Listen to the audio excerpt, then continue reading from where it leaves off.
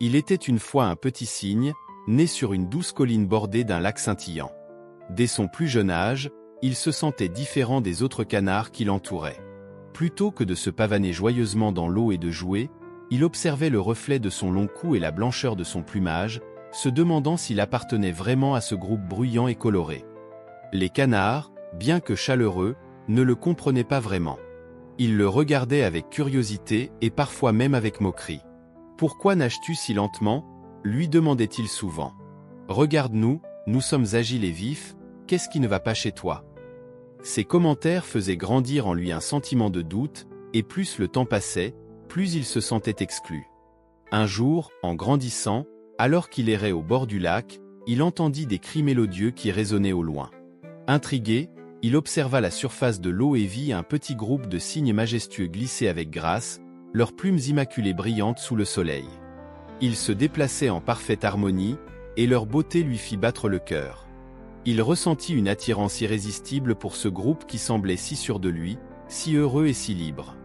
Sa famille le rappelait, « Reviens ici ». L'appelèrent ses frères, sœurs et parents canards, inquiets de le voir s'éloigner. « Ne les écoute pas. Ils ne te ressemblent pas, tu es un canard, reste avec nous. » Mais malgré les avertissements, n'écoutait que son cœur. Il se sentait enfin attiré par sa vraie nature, par l'idée d'être un cygne, au-delà des moqueries et des doutes. Il décida de suivre les cygnes.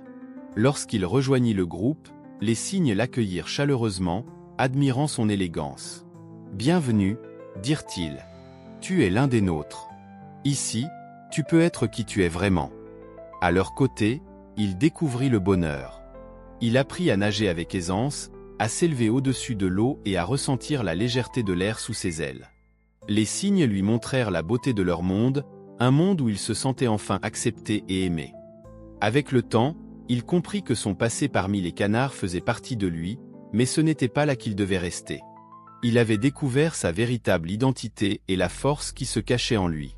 Ainsi, entouré de ses nouveaux amis, il voguait sur le lac, heureux et libre, n'oubliant jamais les leçons de tolérance et de courage qu'il avait apprises tout au long de son voyage.